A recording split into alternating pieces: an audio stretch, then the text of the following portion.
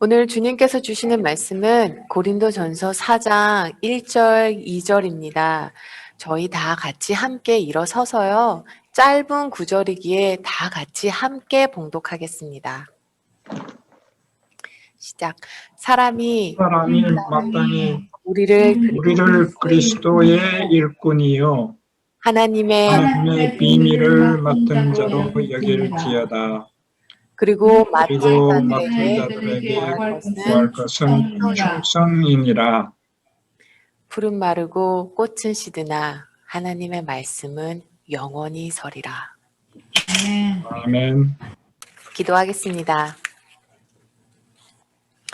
하나님 아버지, 이제 막 그 긴 여정의 첫 발걸음을 띈 제가 충성이란 말을 입술에 담을 주쳐도 못하는 제가 하나님 말씀을 전하게 됩니다. 이 시간 우리를 향한 하나님의 그 신실한 마음, 그 마음을 아는 시간이 되게 하여 주옵소서. 창세 때부터 지금까지 주님께서 얼마나 신실하셨는지, 예수님의 십자가 사랑이 우리 안에 깊은 곳을 깨워주는 시간이 되게 하여 주옵소서. 이 시간 주님께 맡깁니다. 하나님 마음을 예수님께 다 드린 우리 마음의 주인 되시는 분이 예수님이신 그런 시간이 되게 하여 주옵소서. 본문에 충실하게 하시고 사람의 생각이 말로 나오는 것을 막으시고 오로지 하나님의 말씀을 분명하게 선명하게 전할 수 있게 성령님 이 시간 인도하여 주옵소서. 이 모든 말씀 예수님의 이름으로 기도드립니다. 아멘. 제가 제일 좋아하는 성경 구절이 하나 있습니다. 그것은 잠언서 25장 13절 말씀인데요. 잠언서 25장 13절에 충성과 관련되어 있는 이런 말씀이 있습니다. 충성된 사자는 그를 보낸 이에게 마치 추수하는 날의 얼음 냉수 같아서 능히 그 주인의 마음을 시원하게 하느니라. 이 말씀의 배경을 좀 생각해 보면요. 지역적으로 덥고 건조한 중동 날씨에서 추수를 한다고 생각을 해보세요. 얼마나 힘들고 얼마나 목이 타들어가는 일일까요? 저도 그 이스라엘에 다녀왔는데요. 거기가 워낙 날씨가 건조하기 때문에요. 갈증은 느낀다 싶어서 물을 마시면 이미 늦은 게래요. 갈증이 나지 않아도 물을 마시라 그러더라고요. 그런 날씨에서 추수를 하다가 시원한 얼음 냉수를 마신다고 생각을 해보세요. 정말 속까지 시원할 거예요. 뭐 더 필요한 거 있나요? 이 말씀이 정말 가슴에 와 닿더라고요.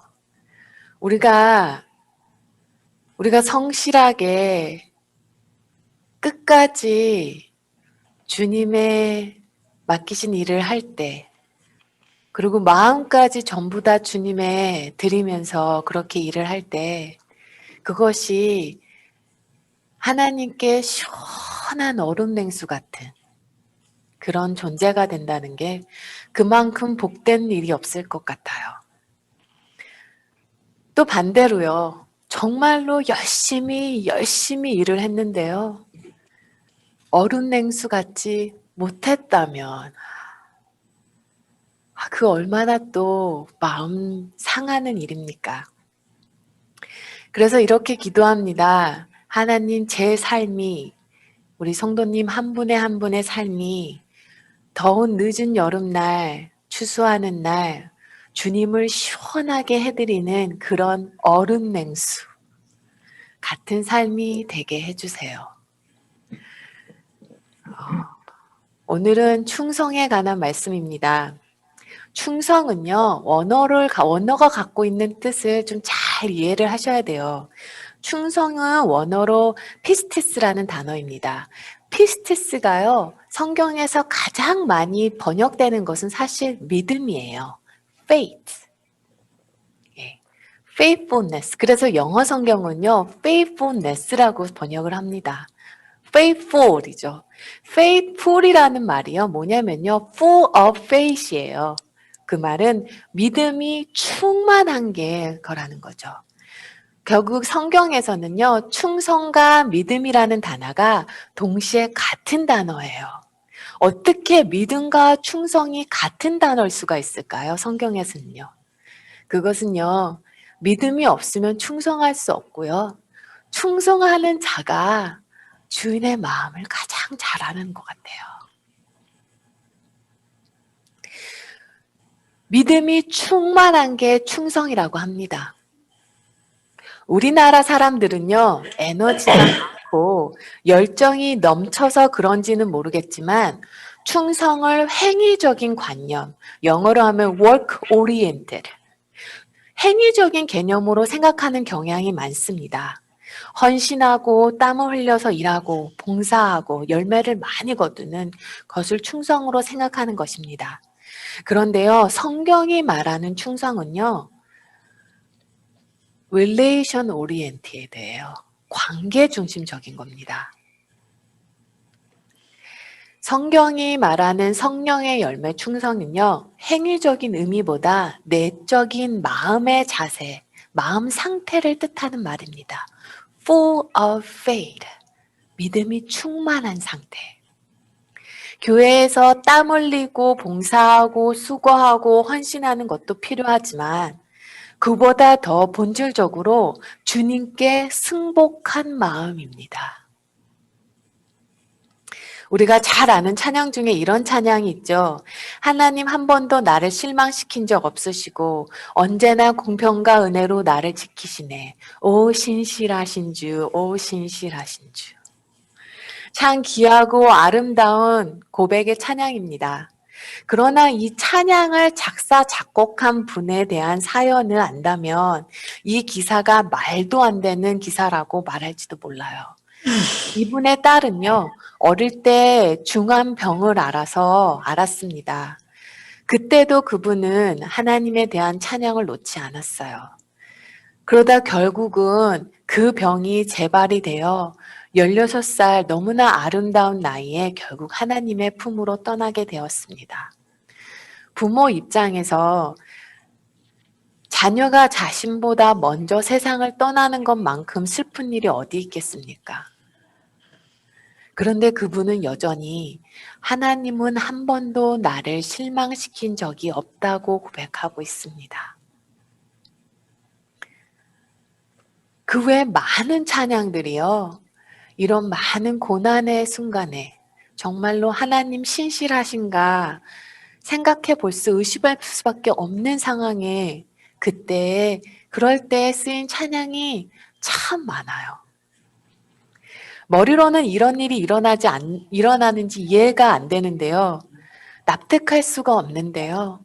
영혼과 영혼을 이으시는 하나님 앞에 하루살이보다 못한 우리의 인생이 다 알 수 없는 하나님의 깊은 뜻이 있음을 믿고 주님을 신뢰하고 주님께 승복한 거예요.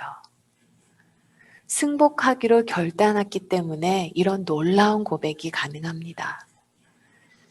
행동으로만 아니라 그 마음 자체가 하나님께 승복한 마음이에요. 제가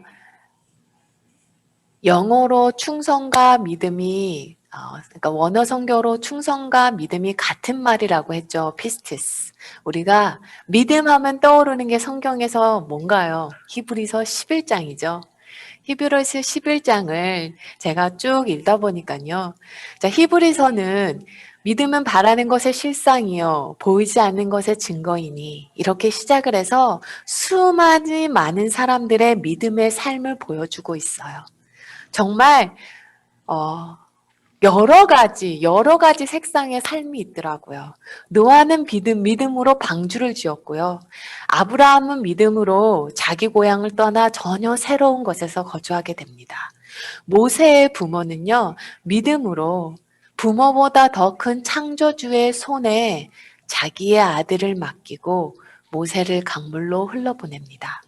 어떤 이는 믿음으로 홍해를 건너고요. 어떤 이는 믿음으로 전쟁터에 나가서 싸워서 승리를 합니다. 그런데 히브리서 11장의 맨 마지막을 보면요. 그 후에 믿음으로 승리한 모든 사람들의 리스트가 쭉 내려오다가 맨 마지막에는요. 같은 믿음이에요. 같은 믿음의 삶인데요. 어떤 이들은 죽임을 당했다고 합니다. 36절에 보면요. 또 어떤 이들은 조롱과 채찍뿐만 아니라 결박과 옥에 갇히는 시련을 받았으며 돌로 치는 것과 톱으로 켜는 것과 시험과 칼로 죽임을 당하고 양과 염소의 가죽을 입고 유리하여 궁핍과 한란과 학대를 받았으니 이 말은요. 로마 시대 때에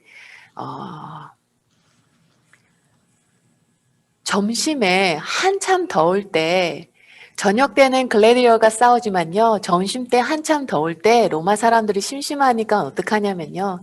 크리스찬들을 풀어놓습니다. 풀어놓고요. 거기에 짐승을 풀어놔요. 사자나 이런 맹수들을 풀어놓습니다. 근데 상자나 맹수들이요. 사람들을 공격을 처음엔 잘 안 하려고 해요. 그래서 사람들에게 어떻게 하냐면요. 크리스찬들에게 사자나 맹수의 가죽을 씌워서 그 안에 우리 속에 들어 넣어버립니다. 점심에 심심하니까 그거라도 보자고 하는 거예요. 참 신기하죠? 같은 믿음의 삶인데요. 어떤 이들은 믿음으로 엄청난 하나님의 기적을 경험하고 전쟁에 나가 승리를 합니다. 근데 어떤 이들은요, 같은 믿음으로 죽임을 당합니다.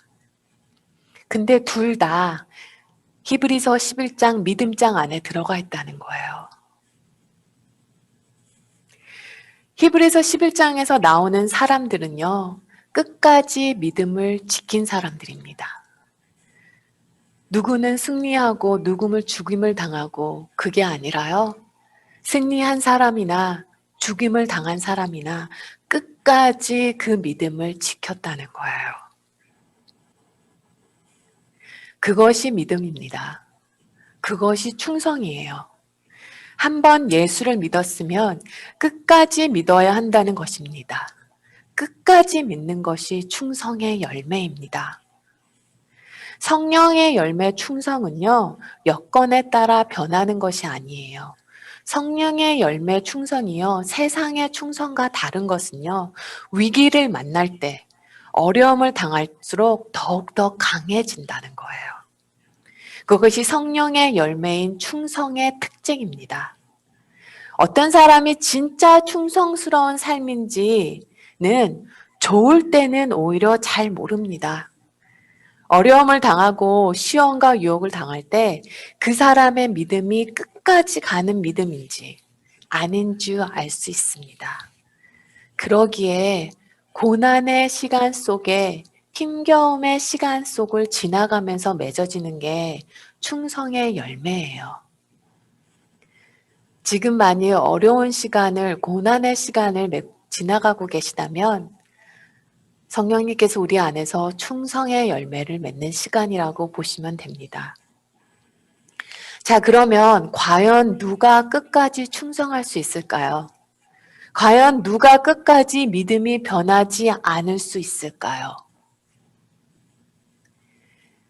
그래서 사도 바울은요, 맡긴 자들에게 구할 것은 충성이라고 하기 전에 먼저 이렇게 말씀합니다.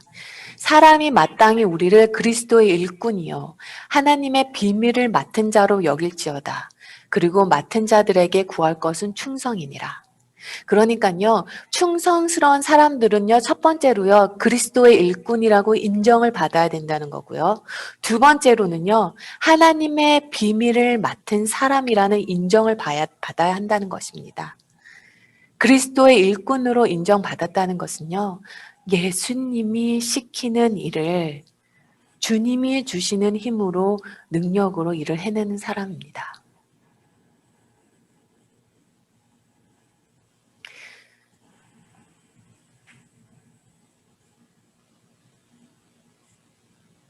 우리가 하나님의 일을 하는 것이 무엇이냐고 묻습니다. 하나님께. 하나님, 제가 무엇을 해야지 하나님의 일을 하는 것입니까? 하나님은 대답하셨어요.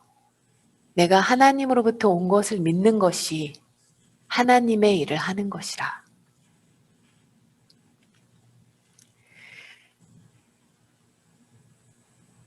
주 안에 거하는 것이 하나님의 일을 하는 것이라고 했습니다. 로마서 15장, 18장, 19절에 보면요. 그리스도께서 이방인들을 순종하게 하기 위하여 나를 통하여 역사하신 것 외에는 내가 감히 말하지 아니하노라. 그 일은 말과 행위로 표적과 기사의 능력으로 성령의 능력으로 이루어졌으며 사도 바울은요, 그가 복음을 전하고 병자를 위해 기도하고 교회를 세우고 성경 공부를 인도하고 전 사도 바울이 참 그때는 헬레니즘이 엄청 강할 때였잖아요. 헬레니즘이 강했다는 것은요, 엄청나게 지식을 추구했다는 얘기거든요. 정말로 사도 바울은요, 주야로 성경 공부를 했을 것 같아요. 근데 그 모든 것들이요, 그리스도께서 나를 통하여 역사하신 것이라고 표현을 했습니다. 보이는 사도 바울의 사역을 통해 보이지 않는 하나님을 볼 수 있다는 것입니다. 많이 회개했어요. 우리가 하나님의 일을 한다고 참 열심히 합니다. 그런데 우리의 그 눈에 보이는 열심을 통해서 세상은, 우리 자녀는 보이지 않는 하나님을 알 수 있을까? 보이지 않는 하나님을 볼 수 있을까? 내가 가정에서, 교회에서, 일터에서 내가 하나님을 섬긴다는 그 모습을 보면서 우리 자녀는 보이지 않는 하나님을 알 수 있을까? 오히려 아이들에게 잘못된 하나님에 대한 마음을 보여주지는 않는가 하는 마음에 많이 자리 잡았어요. 우리가 하는 모든 일들이 아무리 열심히 하고 시끄럽고 세상을 뒤흔들더라도요. 그 모습 속에서 하나님의 모습, 보이지 않는 하나님의 신실함과 사랑과 용서하심과 이 성령의 열매가 보여지지 않으면요. 사람들은 오히려 하나님을 거부합니다. 그런데 사도 바울은요. 자기가 하는 모든 사역을 통해서 그리스도께서 일하셨다고 해요. 사역은 사도 바울이 했지만 그것은 실제로 예수 그리스도로 인하여 이루어진 일을 하는 것입니다. 사도 바울이요. 참 끝까지 변하지 않을 수 있었던 것이 무엇일까요? 그 엄청난 고난과 역경 속에서 먹고 살아야 되니까 일도 했었어요. 사도 바울은. 헬레니즘 가운데서 죽으라고 성경 공부를 인도했었어야 됐어요. 교회를 세워야 됐어요. 죽을 고비 수십 번 넘겼습니다. 사도 바울은 정말 날마다 부활을 경험했죠. 그런데도 끝까지 마음이 변할 수 없었던 것은 예수님과 하나 된 사람입니다. 초대교회 때 많은 크리스찬들이 저도 그 지하 무덤에 가봐서 아는데요. 정말로 수천 명의 크리스찬들의 뼈들이 거기에 묻혀 있었어요.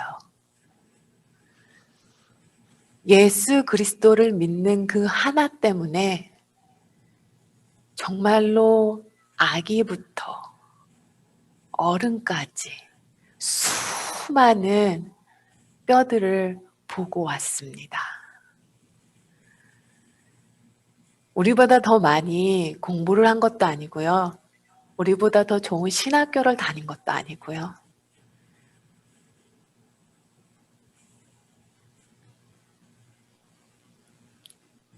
그냥 정말로 예수님을 너무너무 사랑했어요.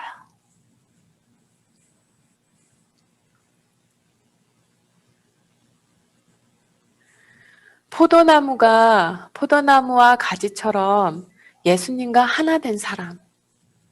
그가 내 안에, 내가 그 안에 거하는 사람. 날마다 예수님과 동행하는 사람이 끝까지 변하지 않는 사람이 된다는 것입니다. 끝까지 변하지 않는 믿음은요, 믿음의 열쇠는 주님과의 관계입니다. 주님과의 관계가 곧 그의 충성이라는 거예요. 나와 주님과의 관계가 곧 하나님 보시기에는 충성이라는 거예요. 그래서 성경은 충성과 믿음이 같은 단어 비슷했습니다. 그 사람의 성품도 아니고요. 그 사람의 강한 의지도 아니고요. 그 사람의 성공도 아닙니다. 충성을 이끄는 것은 오로지 하나님과 예수님과의 관계라는 거예요. 스데반 집사가 죽기까지 충성할 수 있었던 것은 스데반의 성품도 아니고요. 스데반의 능력도 아니고요. 스데반의 의지도 아니었습니다. 스데반이 예수님과 함께 했기 때문이에요. 날마다 예수님과 동행하는 삶을 살고 있었기 때문입니다. 죽는 그 순간까지 예수님을 바라보았기 때문이에요. 근데 사랑하는 성도 여러분, 삶의 작은 짜증과 어려움과 염려의 때에 주님을 바라보지 못하면서 순교할 때 주님 바라볼 수 있을까요? 짜증날 때 주님 바라보지 못하는 사람은 순교할 때도 주님 바라보지 못합니다. 매일매일 일상에 짜증나고 염려되고 실망하고 낙심되고 두려울 때 주님 바라볼 수 있는 사람이 순교할 때에도 주님 바라볼 수 있어요. 그러니 실망스러울 때, 너무 억울할 때, 너무 속상할 때, 모든 순간에 우리는 주님을 바라보아야 한다는 것입니다. 그런 사람이 어려운 순간에도, 순교의 순간에도 주님을 바라볼 수 있다는 거예요. 충성한다는 것은요, 끝까지 예수님을 바라보는 것입니다. 죽으라고 주님만 붙잡고 가득 사는 거예요. 무슨 일을 만나든지 무슨 상황이 오든지 항상 주님을 의식하라는 것입니다. 그런 사람이 끝까지 믿음이 변하지 않을 수 있어요. 가룟 유다를 보면요. 예수님을 은 30에 팔았고요. 스스로 목숨을 끊었습니다. 근데 생각을 한번 해보세요. 어떻게 예수님의 제자로서 선생님을 돈을 받고 팔 수 있을까요? 이런 일이 어떻게 일어날 수 있을까요? 요즘 은 30개는요, 소 한 마리 값이더라고요. 그래서 소 한 마리 값을 보니까 600만 원에서 1000만 원이라고 하더라고요. 생각을 한번 해보세요. 우리 교회 성도님 중에 한 분이 누군가가 저를 600만 원에 팔았다고. 그것도 그냥 파는 것도 아니고 십자가에 죽을 수 있는. 아니, 정상적으로요. 이런 생각이 내 머리에 들어온다고 하면요. 야, 너 지금 무슨 생각을 하는 거야? 너 지금 이게 말이 돼? 하고 이 생각을 떨쳐버렸을 거예요. 대다수가 그렇게 반응을 했을 거예요. 그런데 가론 유다는요, 이 말도 안 되는 생각을 품었습니다. 성경을 보면요, 요한복음 13장 2절에서 마귀가 그의 마음에 예수를 팔 생각을 넣어 주었다고 합니다. 근데 이 정도로 잘못된 생각이고 악한 생각이면요, 떨쳐냈어야 됐었어요. 믿지 않는 사람들도 그렇게는 하지 않는 것을 지금 유다가 했거든요. 마귀에게 자신의 마음을 줘버렸어요.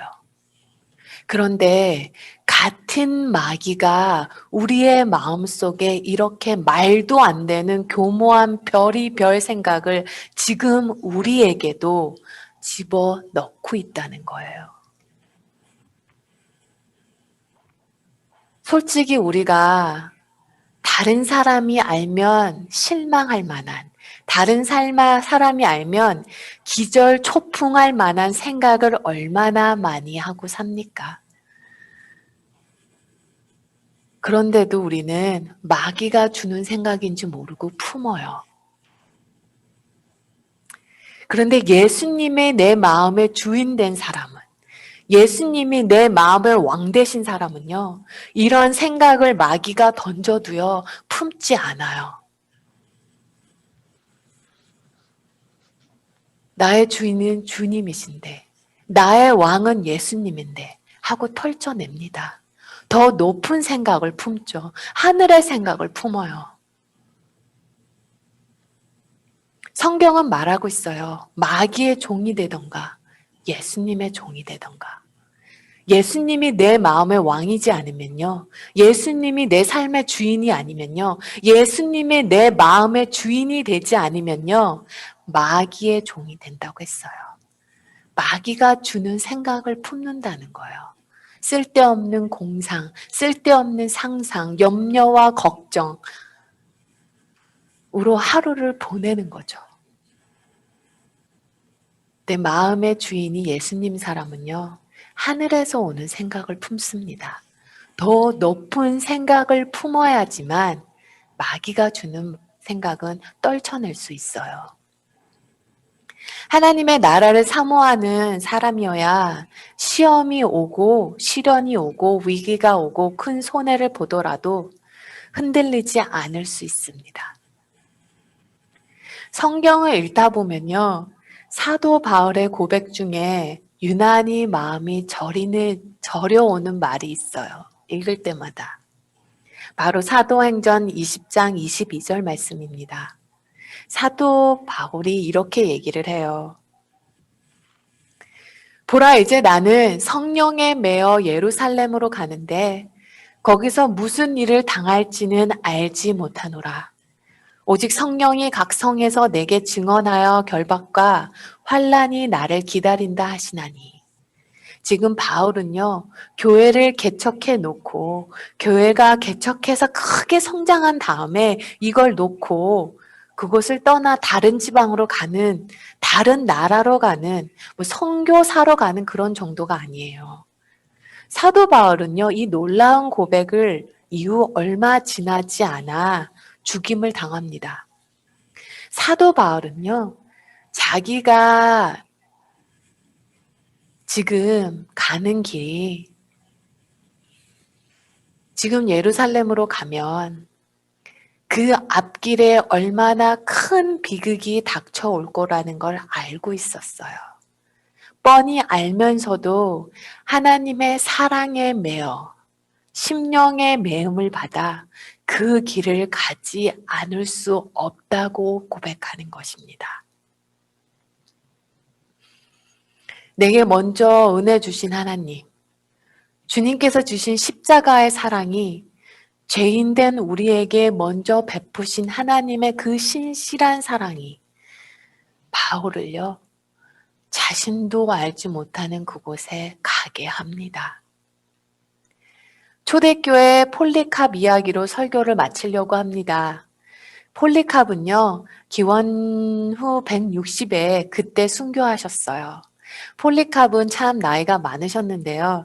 사도 바울을 직접 만나지는 못했어요. 근데 사도 요한의 제자였다고 합니다. 그럴 수도 있었던 게요. 사도 요한이 가장 오래 살았잖아요. 폴리캅은 사도 요한의 제자였는데요. 그리고 나서 그 자가 서머다 교회에 있는 교회의 주교였다고 합니다. 폴리캅은 예수를 믿는다는 이유로 잡혀서 화형을 당한 사람입니다. 근데 화형을 당할 때 놀랍고 신비한 일이 있었죠. 불이 그를 죽이지 못했어요. 그래서 결국은 거기 옆에 있는 사람이 창칼로 찔려서 그 자리에서 순교합니다. 그 창칼이 자기에게 들어오는 그것을 잡고 그자에게 말합니다. 주 예수 그리스도를 믿으십시오.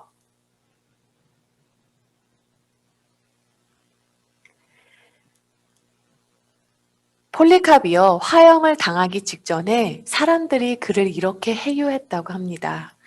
한 번만 예수님을 부인하라고. 그러면 너를 살려주겠다고. 마음으로 부인하지 않아도 된다고.